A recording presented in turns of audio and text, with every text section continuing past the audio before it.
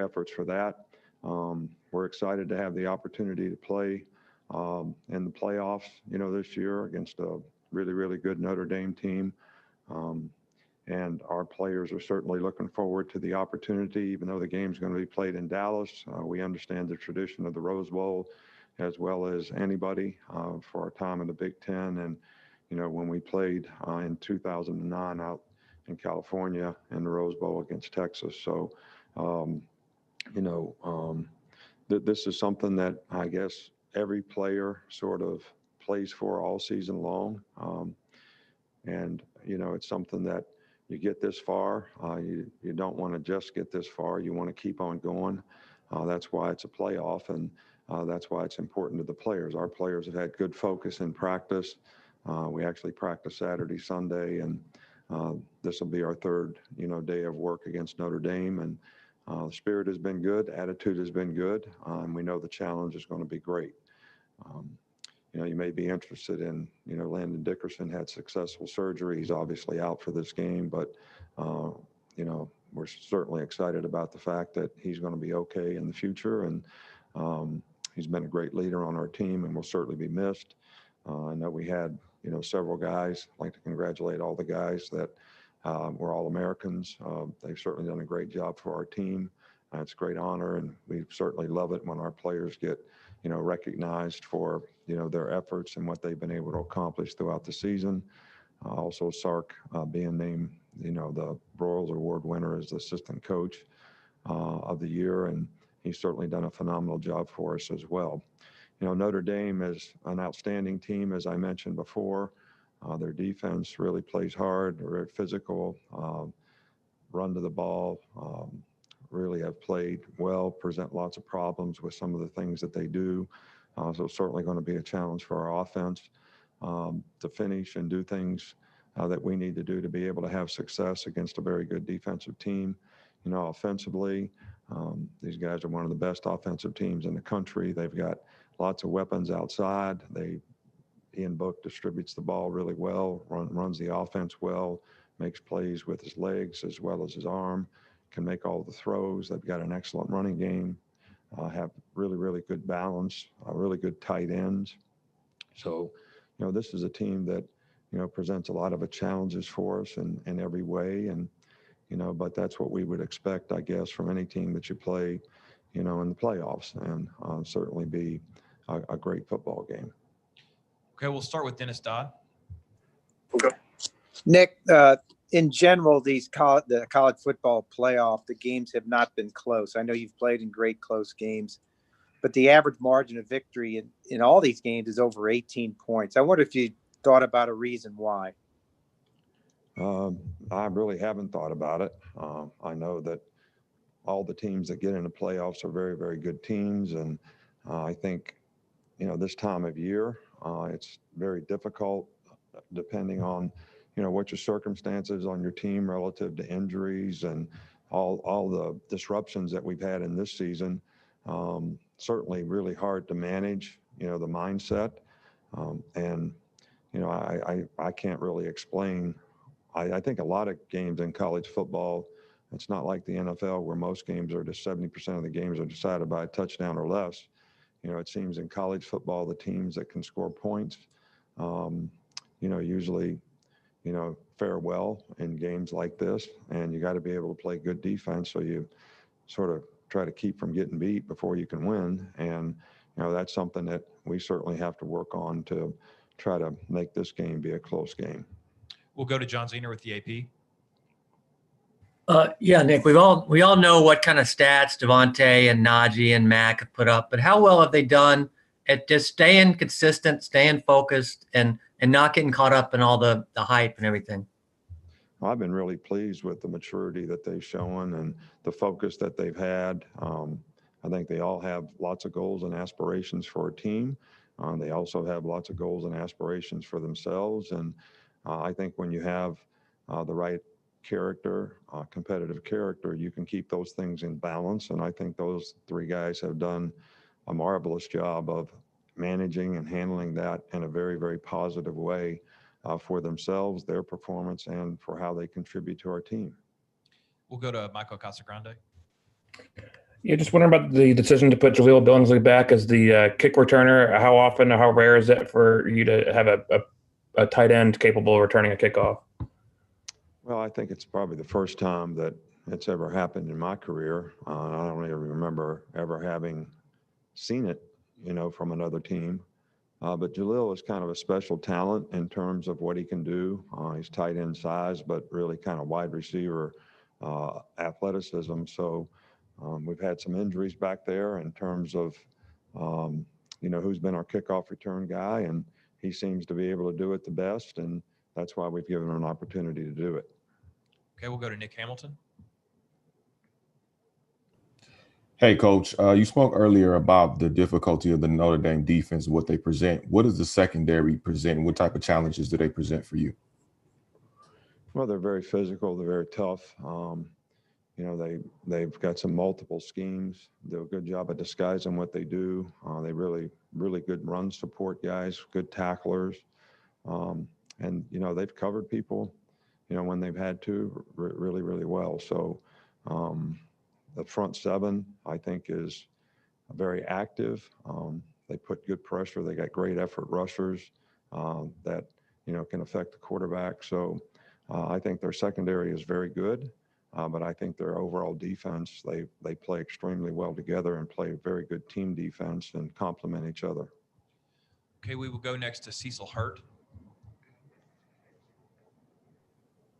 Coach, Coach Sarkisian was named the winner of the Broyles Award today as the top assistant in the country. Talk about what his role has been in Mac's development and in the development of the offense as a whole.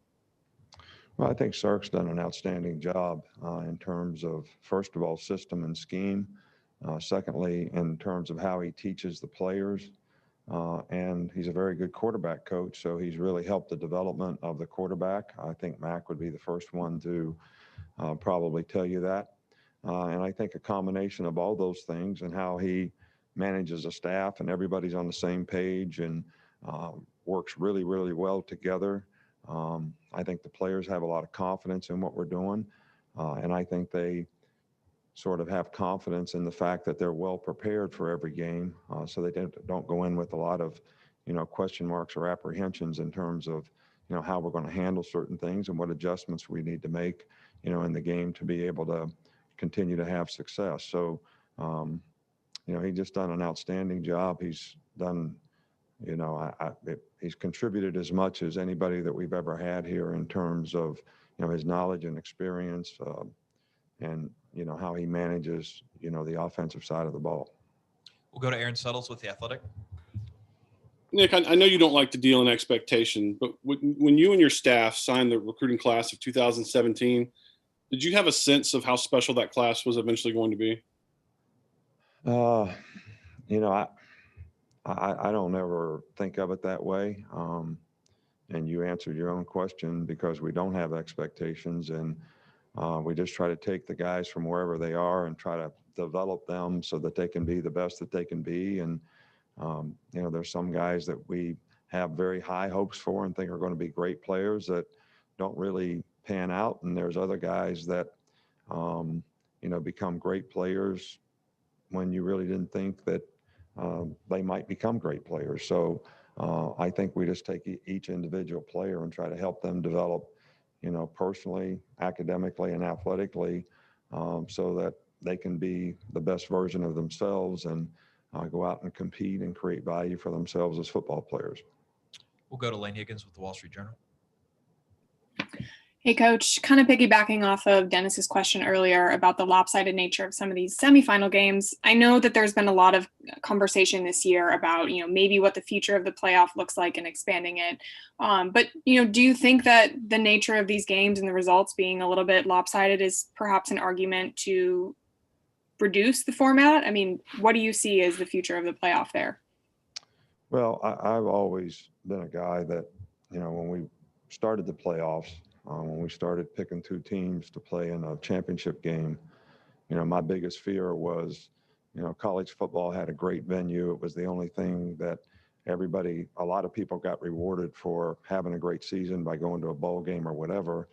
And my concern was as soon as we started to have playoffs that all the focus would be on the teams in the playoff, and there would be a minimal amount of interest in, some of the other games. And I don't think it's healthy for, college football players when players, opt out, don't play in bowl games and all those types of things. But it is what it is because most of the emphasis is on, the playoffs.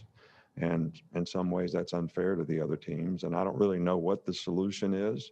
I know this is the system that we have, and, we work really hard to try to make our program work, in this system in a positive way. So I do think it's great for the players to have a chance to be in a competitive venue like this and play against some great teams and, some great venues. So, there's good and bad in both, and I don't really know what the perfect solution might be. We'll go to Ray Turner.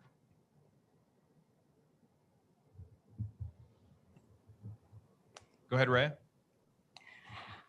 Hi, Saban. How do you think your defense will hold up against quarterback Ian Book? Well, I think it's certainly going to be a challenge for our defense. I think their entire offensive team is going to be a challenge for us because of the great balance that they have on offense, their ability to run the ball, also make explosive plays in the passing game, and the quarterback's ability to make all the throws as well as extend plays with his feet, scramble and run. He's certainly a dual threat guy that presents a lot of problems for us, and we're going to have to be very disciplined in terms of the way we play and everybody doing their job if we're going to have a chance to be successful, against Ian Book and Notre Dame's offense. We'll go to Pat Forty.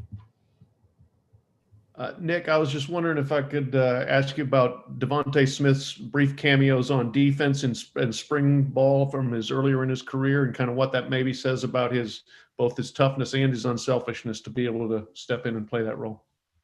Well, I think it speaks volumes for, what kind of person he is, what kind of competitor he is, what kind of team player that he is. Probably one of the most selfless guys that I've ever had the opportunity to coach in terms of whatever he can do to help the team, he wants to do. So, he did a great job when we asked him to do that, never asked any questions, was happy to do it. And I think that just, shows, what kind of person he is and what kind of teammate he is. The guy is, one of the most popular guys on the team, and he's also one of the leaders of the team that everybody looks up to because of the example that he sets every day and how he goes about his work. We'll go to Charlie Potter. Hey, Coach, just wanted to ask you about Jalen Waddle and LeBron Ray. How are they coming along in their recoveries and their availability moving forward? LeBron Ray is not practicing. He's still rehabbing. I'm sorry, I didn't hear the other guy. Who was the other? Who else did he ask about?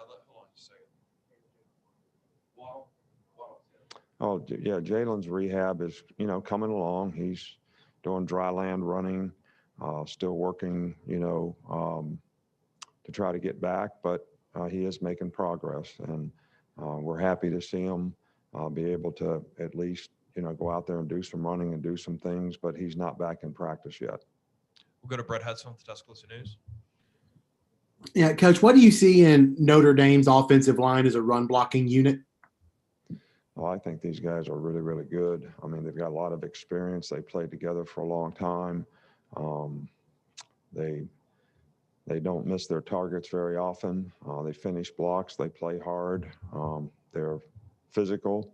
And I think that's probably the best word to describe them on both sides of the ball up front, is they're very physical. But these guys do a really good job, and they don't make very many mistakes, I can tell you that. We'll go to Tony Sukalis. Nick, what does Chris Owens offer from the center position? And then how have you seen his leadership kind of grow throughout his, 5 years with the program? Well, Chris has been a really selfless player as well. He's been kind of a jack of all trades for us. He's played center, he's played guard, he's played tackle, probably all this year, and has done a really good job in whatever we've asked him to do. And this is certainly going to be a challenge, no doubt. But we have total confidence that, Chris can go in there and get the job done because he is a fifth-year senior and he does have a significant amount of experience. And he really has played a lot of football here. So, Landon did a great job, and I don't think you replace guys, but I think Chris certainly has the ability and the attitude and the character to get the job done for us. We'll go to Lucas Weiss. Hi, Nick. Thanks so much for taking the time. I'm just curious if you can comment on the growth of John Metchi from the start when he was with Alabama to now, and how his play can be seen as an inspiration to Canadians wanting to play football. Well, I think that it's hard for me to answer the second part of that question, but I think, anytime somebody sets a great example for young people, wherever they're from, and they do it in a first-class way like, John Metchi does for us, I think that's a positive for college football, and I think it's a positive for young people, and I think it's an inspiration for, anybody who has goals and aspirations of maybe being able to play at the collegiate level or in the NFL or whatever. And Jonathan Metchi has been a very, very positive contributor to our team. He's tough. He plays hurt. He plays physical. He gets open. He makes catches. He makes plays, and he never complains. So this guy is, the epitome of what you look for in a wide receiver, and he certainly hasn't disappointed us in terms of how he's developed here, how he's worked here, and what he's developed into. We'll go to Chuck Freeby. Nick, earlier today, Brian Kelly lauded your evolution as a coach, saying you're constantly trying to improve. Where have you seen Brian Kelly's evolution since you played him back in 2012? Well, I thought they had a very good team in 2012, and I've always had a tremendous amount of respect for, Brian Kelly. Wherever he's been a coach, he's had a tremendous amount of success. But, I think their team reflects the kind of team that anybody would want to coach in terms of how they compete, how hard they play, sort of the discipline and all the intangible things that you try to develop and build, in your team and in your program. And I think they do it extremely well, and that's obviously a great compliment to him and his leadership and ability to get his team to be able to play that way on a consistent basis. But, I think they do a great job of featuring their players. So, they had a great tight end as a receiver. They used him really well when we played him before. They got some really good tight ends now. They use them in multiple different roles that creates issues and problems for you. So I think the one thing that he does do is a great job of featuring the personnel that he has. And obviously they have a different team now than they had then, but they're very effective in how they use the players that they have. Okay, Coach, we're going to finish up with Edwin Stanton. Hey, Nick, I know you don't like to look in the rearview mirror, but when you reflect on this program that you've built at Alabama, what stands out the most in your mind? And also, did you get anything special for Christmas this year? Well, I got to spend time with my family and my grandchildren and my children, so that's pretty special. And it's always special to see them be happy for the things that you're able to, give them. It's always greater to give than it is to get. And so it was really positive from that standpoint. I really don't spend a lot of time, looking back. I think the thing that makes me most proud is the number of players that we've had in the program, how they've developed and how much success they've had in their career, whether it's on or off the field, because ultimately that's the goal of the program. Can we have a program here that helps our players have a better chance to be more successful in life because they were involved in the program? Because there's a tremendous amount of lessons to be learned in competitive sports in terms of the characteristics that you need to develop success in your life. And I think that would be the one thing that would make me feel most proud of all those individual players who have been here, who contributed in this program and have gone on to be successful in whatever their future endeavors were. And that's the ultimate goal that we have for everyone involved in our program. All right, Coach, thank you. All right, thank you.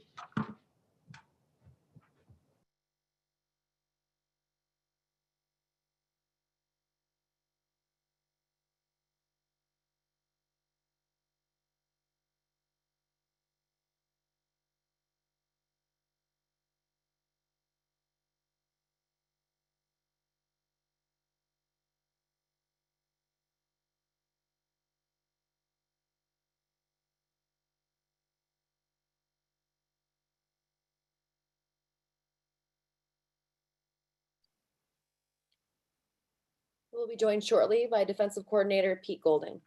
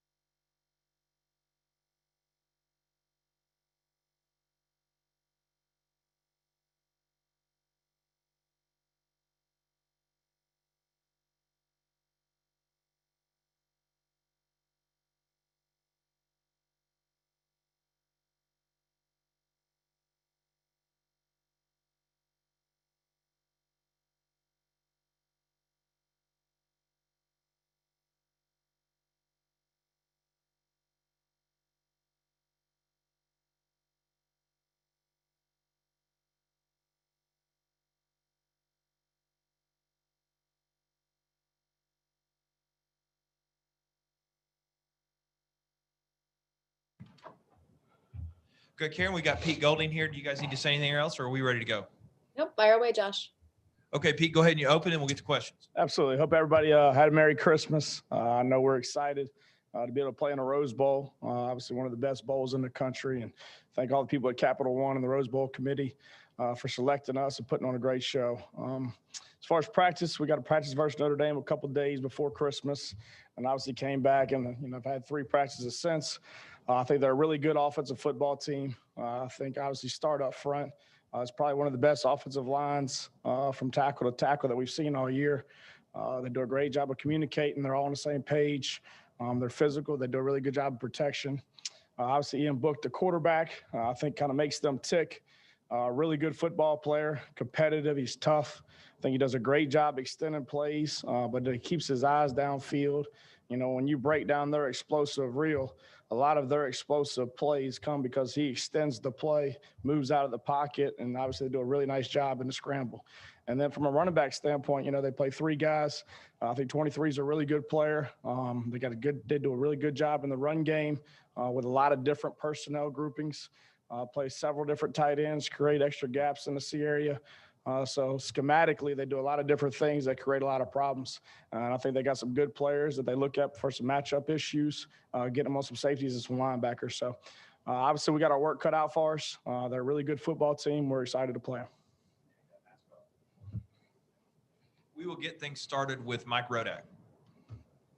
Yeah, Pete, just talking about the tight ends there for Notre Dame, what sort of challenges do they pose? And just generally, what about the tight end position that has kind of given this defense trouble this year between Pitts and Wittermeyer, and then Yeboah as well? Yeah, I think, it's what obviously people are doing with them now. It used to be back in the day, the tight end was always in the C area, and, and there's certain plays and patterns that they ran out with, with them. But I think everybody's doing a really nice job of aligning these guys all over the place. They'll be at number 1 to the field, or they'll go 3 by 1, and he's the X receiver to the boundary. So they create some matchup problems, and that's what these guys do. They'll both be in a C area, whether it's 87, 89, or 24, and then they're going to flex out. They'll be the outside receivers. They'll be isolated. On the boundary corner, if you leave a corner over there, if you worry about the size, then obviously you're going to try to match them up with a safety, and they look for the isolation route. So I think the multiplicity that people are doing with the tight ends, obviously from a coverage standpoint, they make you dictate what you're going to play. And so whether you're playing man or zone, they're going to know based on who's lined up on these guys. And that's why they do it, so they get the pre-snap picture and know the coverage you're in. And here's the 2-high beater, here's the man beater. And then at that point, if their guy ends up going up and being better than yours and making the play, it's predetermined for the quarterback what they're in, because there's only so many things that you could do once you put those guys in certain spots. But what I've been most impressed with these guys is how well they do block in the C area. They move them around, a lot of sliders with them. Obviously, they're a gap team as well. They do a good job in the kick out, and then they're still effective in the pass game. I'm not saying they're the same as what we saw in Pitts. I think he's a little different athlete. Obviously, he's got receiver speed. But again, they do a really nice job formationally of moving these guys around, creating extra gaps in the run game, and then complement it with the pass game. So it's definitely going to be, obviously, we'll have our work cut out for us. I think, obviously, we got to change the picture for the quarterback. Got to have different ways to be able to bracket these guys and take them away and be able to give some guys some help. We'll go to Dennis Dodd. Yeah, Pete. I just asked Brent Venables this. There's a reason teams don't run the wishbone anymore, don't run the veer anymore. Is there ever going to be a magic bullet out there for coordinators to stop the spread or slow it down in any meaningful way? I mean, I think what's unique now about the spread is most of this is triple option.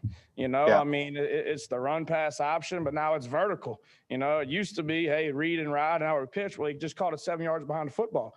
So you had time to rally guys, and he hadn't built the speed up and all that. So, what I think obviously offenses have gone to, they make you count for all 11.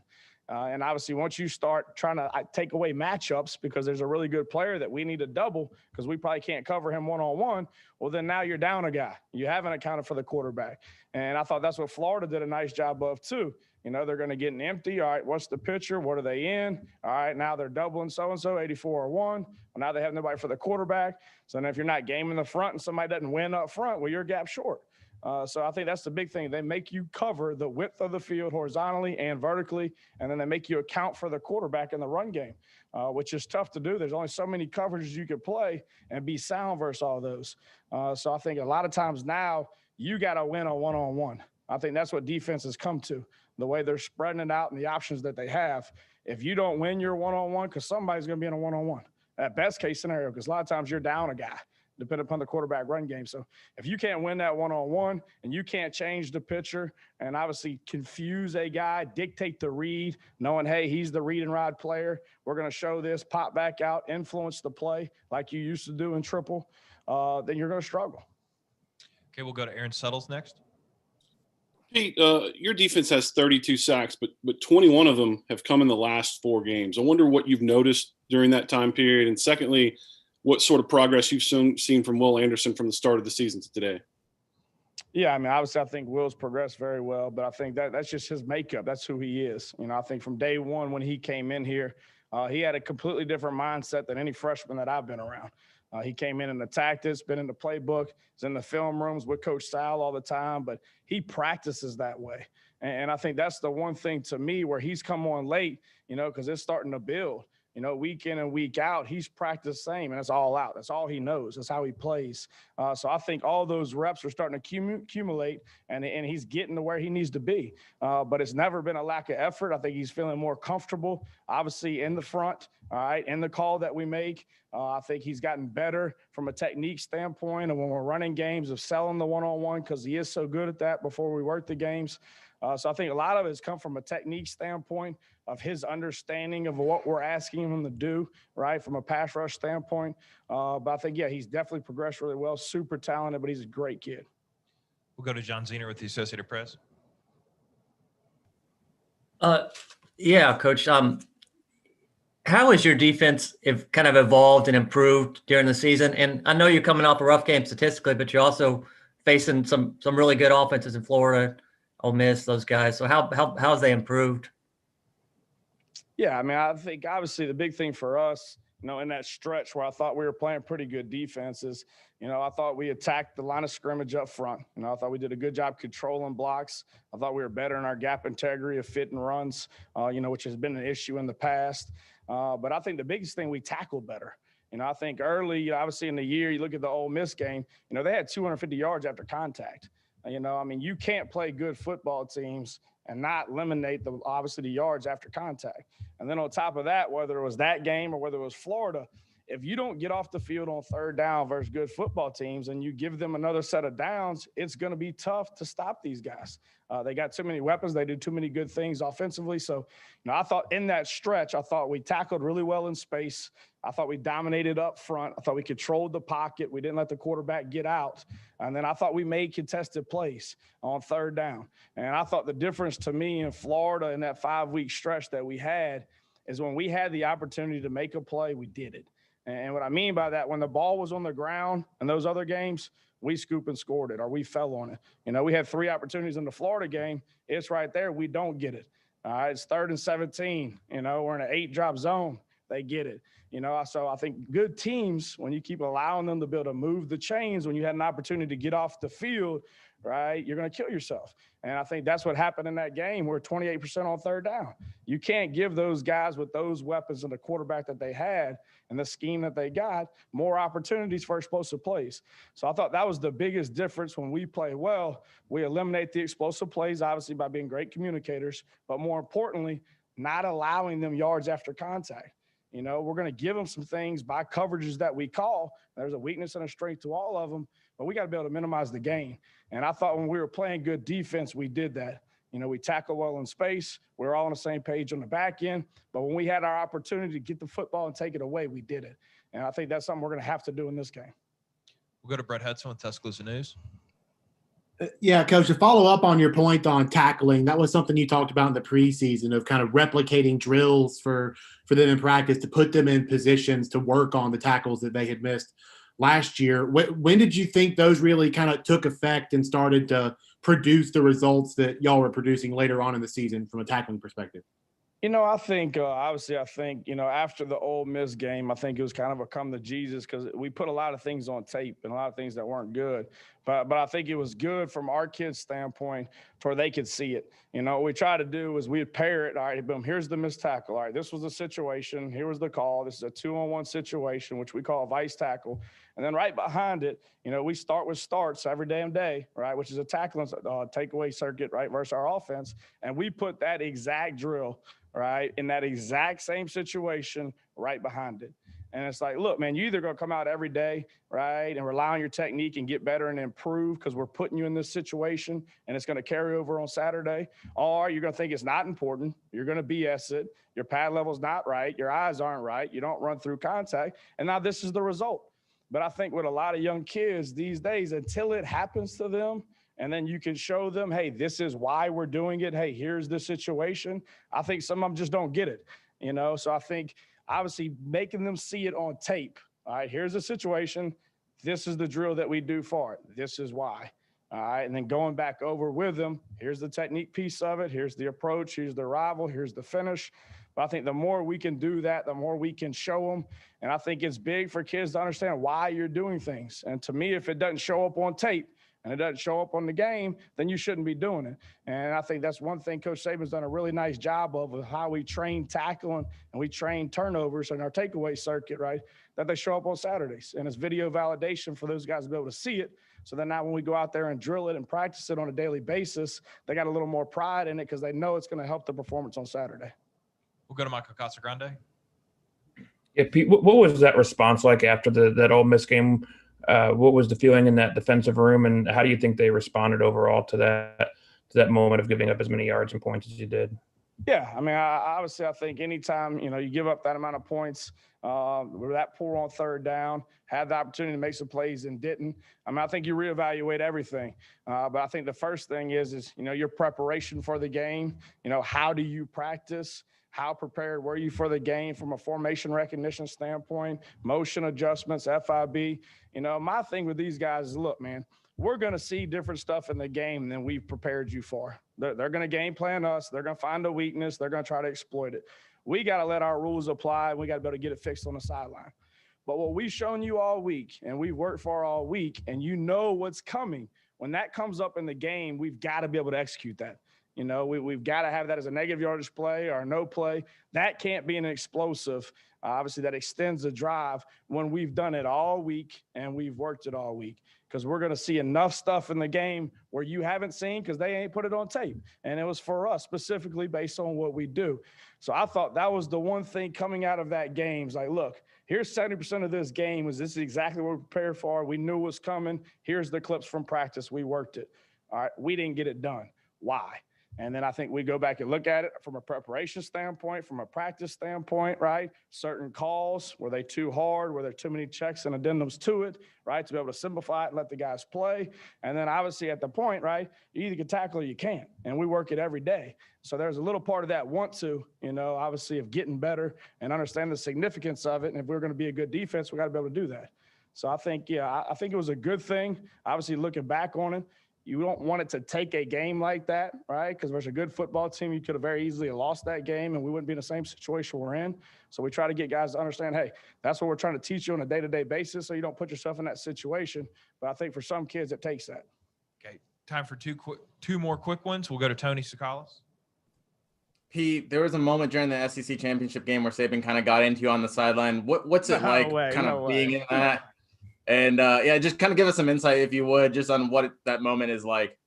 Oh, yeah. Obviously, I think when you invest as much Coach Saban invests into this program and into football and things like that, when something doesn't get executed or doesn't go the way it is supposed to go, you're frustrated. Like we all are. It's no different. So, that's part of it. I think that's in any job and any boss. Obviously, when you don't get the result that you're expecting, that you should get, obviously that's going to come down on whoever's responsible for that, as it should be. All right. So, that ain't nothing new. Whether that was my dad growing up, my mom, that's expected, man. When something doesn't go as it should, right, then obviously there's consequences for it. So, I think it was just kind of a motivation speech at that time. Let's get them going. Let's roll. Okay. We'll finish up with Stephen Smith. Coach, just the IQ of Malachi Moore as a freshman. Can you talk about that for a minute?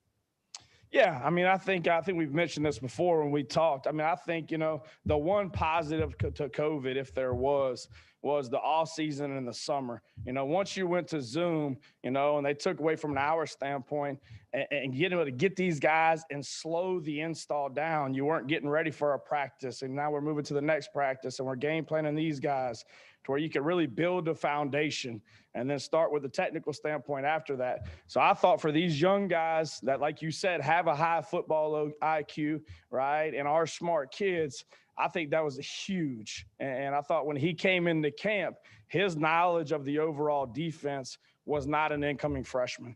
And then obviously he's athletic enough on the field to be able to make the plays he needs to. But more importantly, in this system, especially in the back end, if you know the foundation and know how it fits and know your responsibility, then you're a good enough athlete to play or you wouldn't be here. We wouldn't have signed you. So I think the big piece of that is the mental standpoint, like you said, which I do think, the Zooms with Coach Scott and Coach Kelly and Coach Saban throughout the spring, throughout the summer, the walkthroughs, just the preparation of it, having another month prior to game one, I think was big as well to that. So, yes, he's got a high football IQ. He loves football. He studies his butt off, and he's a good football player for us. All right, Pete. Thank you. Appreciate it, guys. Okay, guys. We'll be back with players here shortly.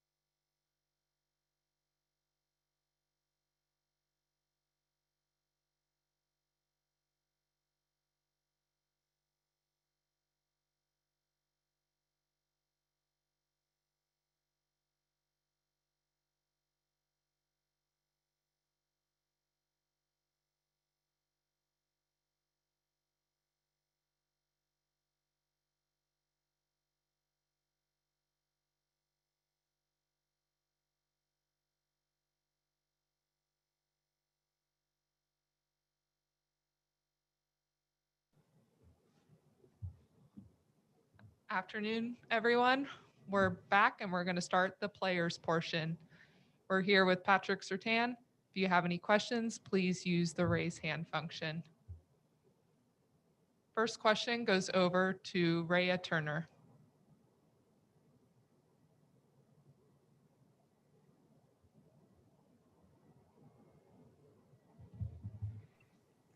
Hi, Patrick. What does it mean to you being back in the college football playoffs? It means a lot to come back here and, reach our destination, and just keep on building the standard here. And we'll go over to Ralph Russo. Hey, Patrick, thanks for doing this. And wondering what you may have missed this season away from football with all the protocols and things that needed to be restricted because of COVID, miss friends, miss family, anything in particular that you missed that you would normally have gotten out of a season? Miss the fans, with college football without fans. But we had some fans in the stadium, but it's still not the same atmosphere. That's why I probably missed. Dennis Freeman with the next question. Hey, Patrick. What exactly is the iceberg, and how do you get yourself mentally prepared to meet that challenge? The iceberg is definitely it's something where you got your ice cold in your veins, you're ice blooded, and when you're on the island, you make opponents feel your iceberg. Over to Holly Rowe. Hey, Patrick, I was just curious about, Coach Saban has such a great reputation for teaching guys in the secondary. Could you give me a couple of key technique things that he's taught you and that he's harping on about that you've gotten better at? He's very technique, fundamental in the press coverage, especially. He's very hands-on about using your hands on the line, being comfortable with your technique, and also being physical at the point of attack. He also harps about that as well. Lucas Weiss with the next question.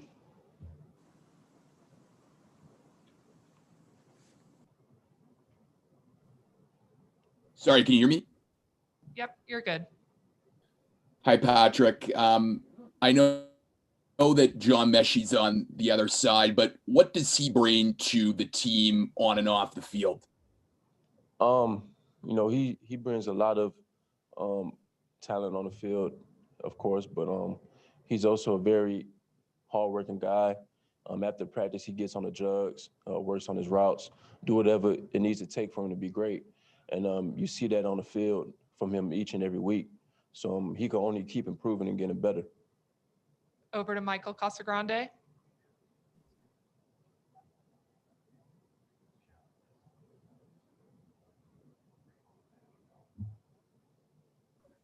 Can you hear me? Yep. Okay. With those practices at those days after the Ole Miss game, what do you guys learn the most from that game, and how did Coach Golding, how did he lead you guys through that? It humbled us a lot. We learned that we must be on the same page, and we learned that game, we should learn from that game, learn from our mistakes, learn from things that we didn't do good on. And, throughout the course of the season, we've gotten better, and we improved on those certain things, on those fundamental techniques, even communicating defensive play calls and just flying around to the ball. And as a whole unit, we put our heads high and just kept on working. Austin Hugh, you're up. Yeah, Patrick, just wondering what you've seen from Notre Dame on tape and specifically what Ian Book might do that might give you guys some problems. It all starts with the O-line. They got a good front of the O-line. They're very physical. They're very oriented. They got a great quarterback. He makes plays for them, and they got great perimeter players, and they're a very well-balanced offense. Mike Rodak, go ahead. Yeah, Pat, with some of the modern tight ends playing a lot more outside, Pitts being one of them, just how much time do you spend each week preparing for tight ends relative to wide receivers as a cornerback? Tight ends, I believe this week, tight ends are very physical. They're good pass catchers as well. But they also are very key to their success in their run game. So they're very balanced. And you just got to look for that as a corner, their tendencies and what they like to do. Christopher Heidel, go ahead. Hey, Patrick, thanks for taking my question. Let's talk about the Notre Dame running game and also their wide receivers. How good are they? Because if you can't catch up to them, they can just take off and get some good. They can just explode. They got a great running game. They're very balanced, as I should say. They also one cut, quick to the line guys. You also got to tackle them, rally to them because they're very physical. Their receivers, they're great at the point of attack. They use their body well to gain advantage on corners and how to point the ball, which helps their quarterback a lot. Edwin Stanton with the next question. Hey, Patrick. Hope you had a good Christmas holiday. Just curious, there's a lot of reasons for recruits to come to Alabama, championship level program, but playing for Nick Saban, who develops guys to the NFL. What was the one key factor for you to come to Alabama? Just to get developed and become the best version of myself each and every day. We work hard here, but also off the field. You learn a lot from this program, which helps you in life and succeed in life. These will be the final two. Over to Dennis Dodd.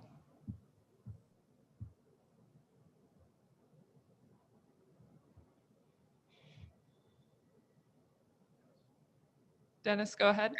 Yeah, you got me? Okay. Patrick, Pro Football Focus named you the best press corner in the country. I wonder what that meant to you, and how hard is that to train that way, to get that way, when you know that, one mistake and a guy can be past you? I very thankful for that mention and for that honor, but, it all starts with the work in the off season. The work you put in leading up to the season, that's what helps you get those accolades. But, those accolades come from team success as well. So, just thankful for the team and the coaches for helping me prepare and be the best player I could be. Final question for Pat. We'll go over to Steve Moulton. Hey, Pat, appreciate the time. To that point, if you could speak to, you mentioned the offseason and no spring, and now really have gone through this gauntlet since July. How different has it been on your body, and how differently have you had to take this with no spring? It's a very different process. Leading to the season, there's so much uncertainty. But, you just got to understand that you just got to work hard and keep understanding your goals for the season. And as I mentioned before, you got to work even harder in the off season for seasons like this. Thank you, Pat. That's all the time we have for questions for Pat. We're going to go ahead and bring up Phidarian Mathis next.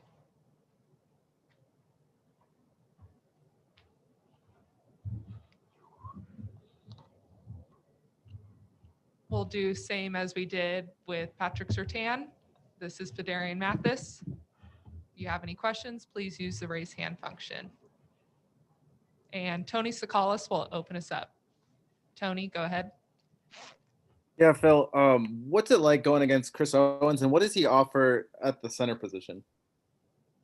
Chris Owens, I mean, he's a great guy. I'm happy to see him step up after Landon being down, and can't wait to see what he's go out and do this week. He does a lot for the D lineman, give us a great look in the run game, also in the passing game, and he's just been great all around this year round, and I'm just glad to see him step up and take on this big challenge. Aaron Suttles with the second question. When you look back at your recruiting class, that class of 2017, when you signed, did you realize how much talent was in that class? No, sir. Not until, of course, after we won a national championship my freshman year. And when I looked around, we did have a lot of great guys in that class, and it's starting to show a lot right now. Is there a mask up there? No. Nick Hamilton, go ahead. Hey, good morning. Just wanted to get your thoughts on what it means to be back and, playing the college football playoff as far as the school and the program and playing in the Rose Bowl game itself. I feel like it's a great opportunity for our team. Man, we came a long way. It's been not a long time, but it's been a minute for us. And I'm just happy to see us in this position to play for a national title. So I just hope we can just keep grinding it out, keep playing together as a team, and making something big happen. Ralph Russo, over to you. Hey, Phidarian.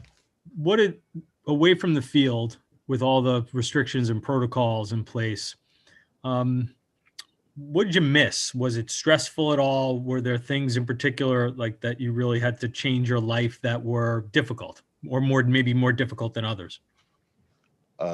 I mean, I looked at it like it was a challenge for our team, and I feel like as a team, we took on that challenge. We handled it well with the Zoom calls all over the summer. Everybody working out on their own, sending their videos in, sending weight in, just taking on the challenge. And I think we did that very well throughout the summer, throughout the spring, and now it's showing that we didn't play around.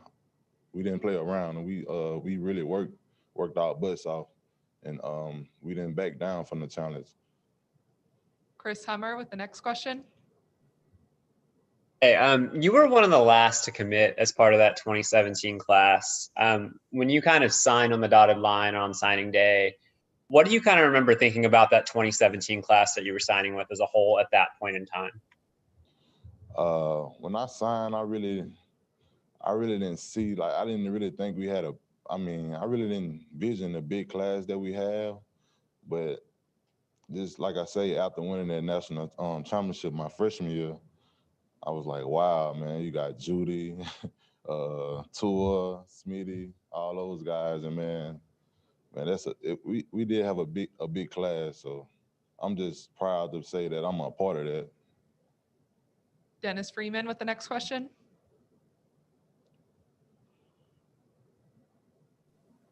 Can you tell me how important is it for you guys to match Notre Dame's physicality on the front line? It's very important because the game starts up front with the D-line, and we got to be aggressive. We got to be tough, physical, dominant. We got to match the intensity up front and just give the defense a spark. Also, the whole team. So it starts up front with us and just matching their intensity. Those guys are very good. They run the ball pretty well. Got a good quarterback. We got to get after them. Charlie Potter, go ahead. Hey, Phidarian, just want to ask you about Will Anderson and how you've seen him progress over the course of this season and really the way that he's played these last few games, racking up a bunch of sacks.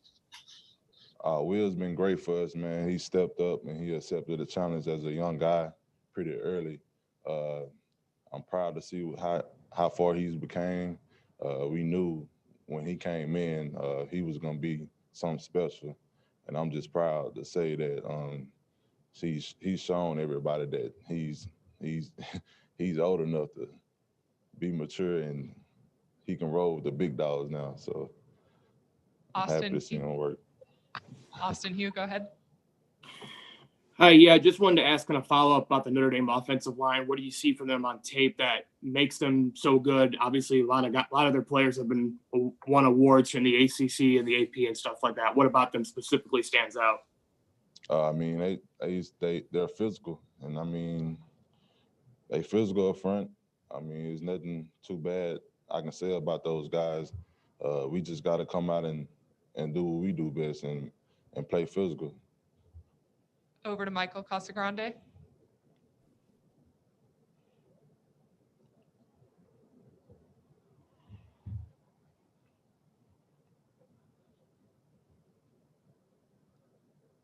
Michael, go ahead and unmute yourself.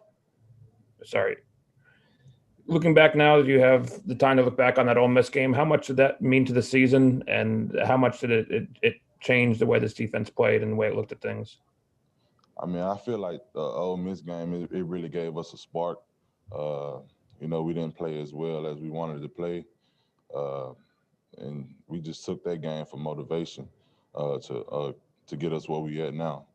And we try not to think about that, that's in the past, but it is what it is, and we just got to keep rolling. Steve Moulton, over to you. Dylan Moses in particular, I'm wondering how big of a leader he is on defense and really what he has contributed this year in particular. Dylan Moses is a great leader for the defense, and he does a lot to get us going on the defense as a all, and we just need him to keep leading us throughout the season, this 2-game season. Him just stepping up and giving it all he got. And we'll finish up with AP Stedham. Hey, good afternoon, Fedarian. Fedarian, did you get a chance to watch the Notre Dame offensive line in the first Clemson game and then evaluate the second Clemson game? And what did you see happen between those 2 games? And then also, what makes Najee Harris so difficult to tackle? Well, first of all, I think Najee, he runs really hard. He runs low.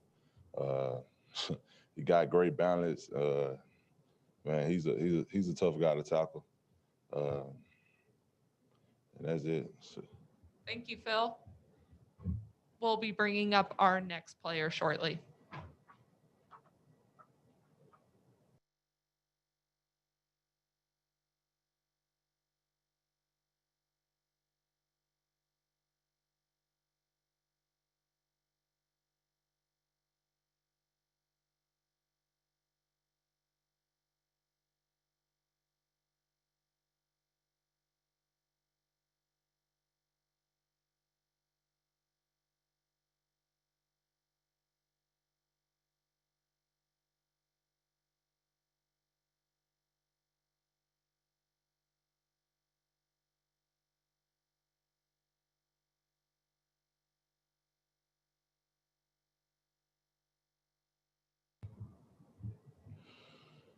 We're back with Christian Harris. Same as before, go and use the raise hand function and we will get started.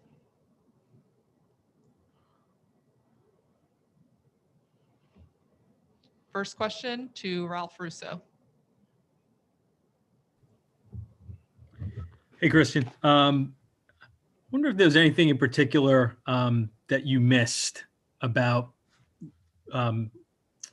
a season in restrictions with COVID and protocols and that. Was there just something, personal that you sort of missed this year? I say personally for me, just having the fans out there, it is a really different experience not having fans out there, not being as loud, not having much of an impact on the game. But I think that'd be really the only thing. There's not too much different that we do here besides, like I said, just being in the games, just not having as many fans. John Zener with the second question. Yeah, Christian, there's so much hype around the offenses going in these, the quarterbacks, the running backs, the skill players. As a defense, how motivated are you guys to say, kind of not on the podium, but on the field, hey, remember us, how we play defense here too, to make a statement as a defense once you get to the game? Every single game we go out, we try to make a statement, as a defense in all areas of our game. So, we can't, like I said, we can't really have the fans out there to hype us up and stuff, but, we're all excited to play the game of football. We use it as another opportunity to go out, like I said, always, and show the world what we can do. And like I said, we just go out there and try to take advantage of that. Steve Moulton, you're up. First of all, I'd love to know how you're doing health-wise, and second, who do you think is going to win the Heisman? Well, health-wise, I'm feeling great. And as far as the Heisman, I don't really know. I know they got some really great athletes up there up for it. So I think they'll choose whoever they think is the best. I'm just focused on this game this week, though.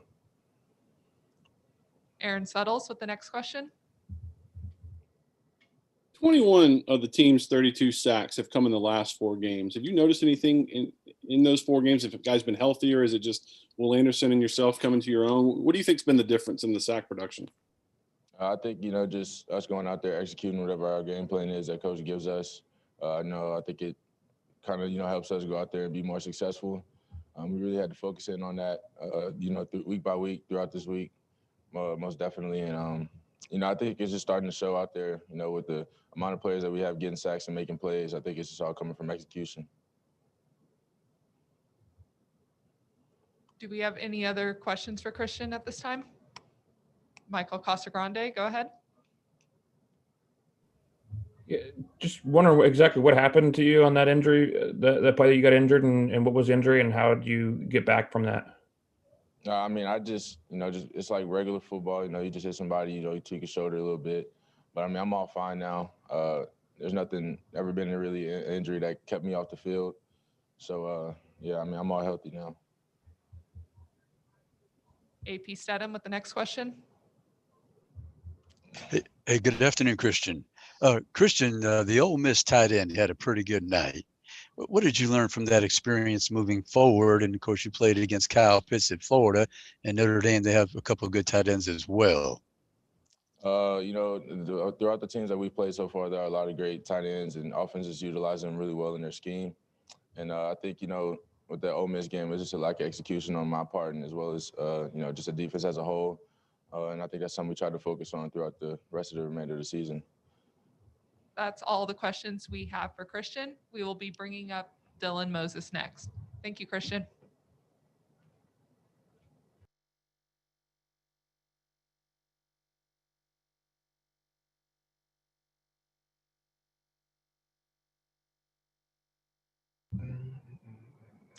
Here with Dylan Moses, Rhea Turner will have the first question.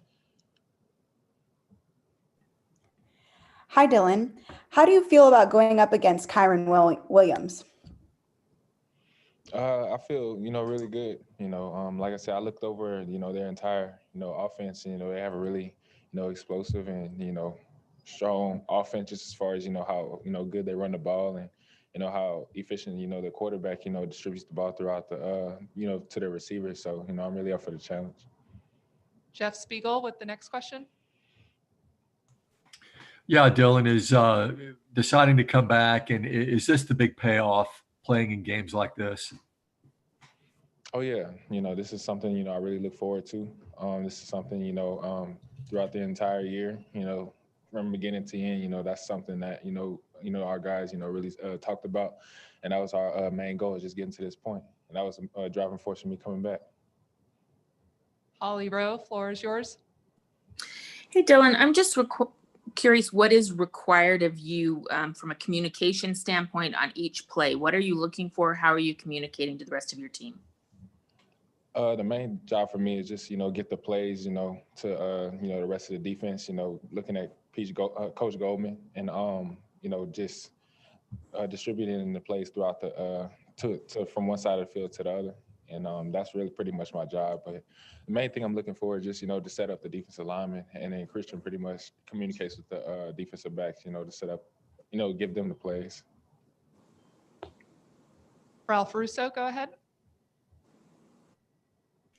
Hey, Dylan, in this strange year with all the protocols and restrictions, what was life like away from football practice and football facility? Did you have much of a life away from everything football related? During quarantine, or like when we didn't?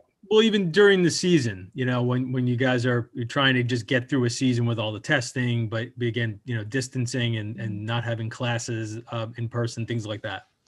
It was really stressful. But the main thing was just, trying, keep a level mind and, do the things that, we need to do in order to succeed. Like I said, just with the testing and all of that, like I said, it could weigh on you, having to do that every day and, having to, persevere through all those challenges. But like I said, for the most part, our team has handled it well. And like I said, we're just ready for our next great challenge. Aaron Suttles, over to you. Dylan, when you look back on your 2017 recruiting class, you got Mac and Tua, you got the Rideouts, you got yourself, Jedrick, Alex, Xavier. There's so many talented guys that are playing in the NFL now and that will be playing in the NFL. Like when that class was coming together, did you have any sense of how special it could be?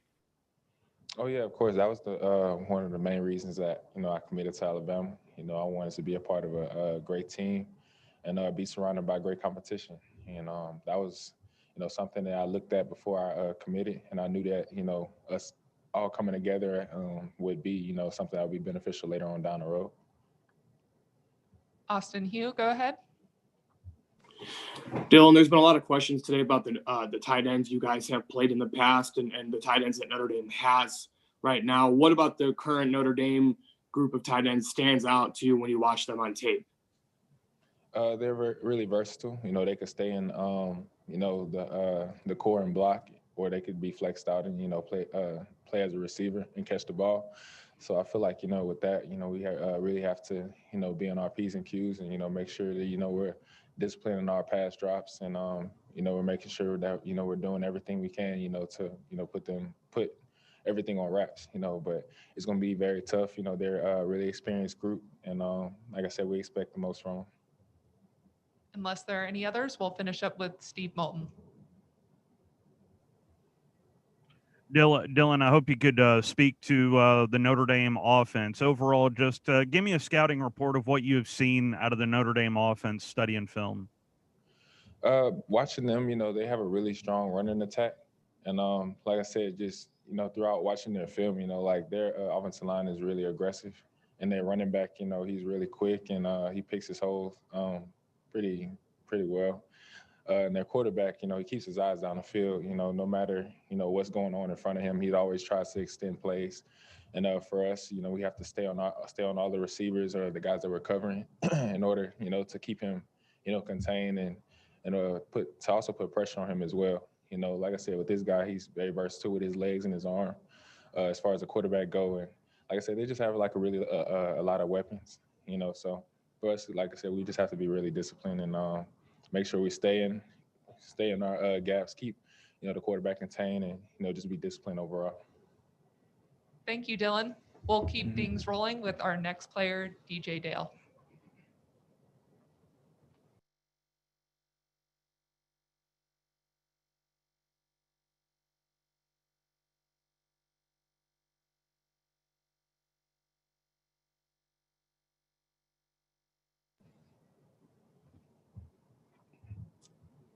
Here with DJ Dale and Ralph Russo, we'll get things started.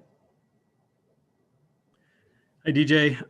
So Dylan, I just mentioned about, how living through this sort of COVID season with all the restrictions and the protocols got a little stressful. Did you find this to be stressful, especially maybe the testing part? Did you find yourself thinking like, all right, is this the day? Like, are we clean today? Yeah, it was stressful at times. But everyone knew like this was some of the things that we had to do in order to have a successful season.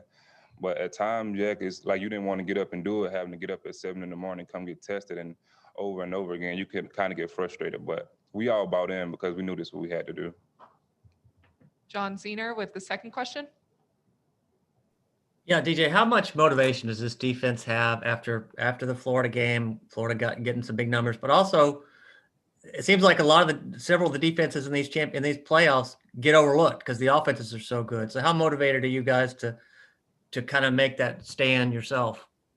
We're very motivated. From what we put on film last week, we're not, feeling great about it. So this week, everybody's kind of locked in and focusing on the little things and what we had to do better. But yeah, that's about it. Aaron Suttles, over to you. DJ, what's been the difference in the pass rush the last 3 or 4 games? I mean, I know sometimes the difference in a sack. Nick Saban talks about affecting the quarterback. He didn't talk about sacks as much, but you guys have gotten a lot of sacks the last 4 games. Is that just the result of the maturation of the players, the development of the players? For the most part, it's just the executing the calls that coach puts us in, and everybody rushing together and doing their job, and we're getting the results we want. Michael Casagrande, go ahead. It's just given that chance a few, weeks, months to look back on what happened against Ole Miss. How much was that a turning point in the season? And what did you learn in that moment? And how did that, apply itself the rest of the year? we learned that whole week that we wasn't focused, we wasn't locked in, and we didn't have a great week of practice. So that played a big role in what happened during that game. So from that point, we focused and locked in practice, and everyone just came together, and we didn't want to repeat that in any other game. Any other questions for DJ?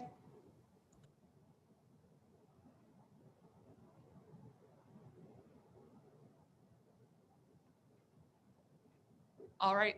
Thank you, DJ. We'll be bringing up our final player.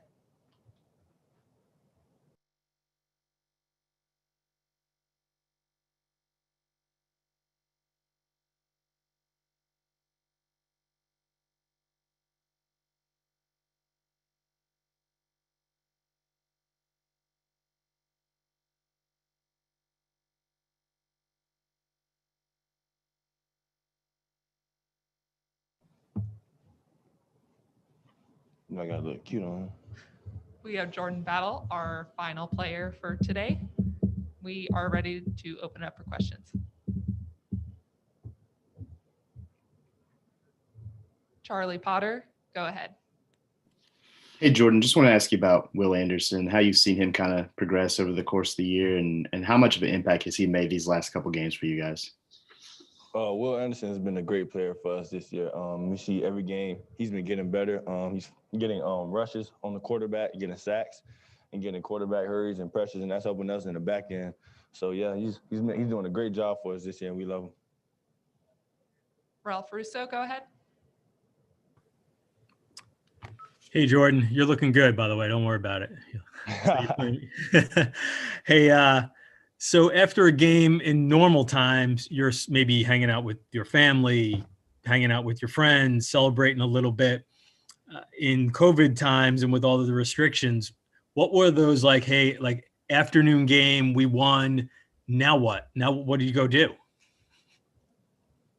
There's not really much you can do. I mean, you have to, stay social distance. We got to stay far from people we don't know.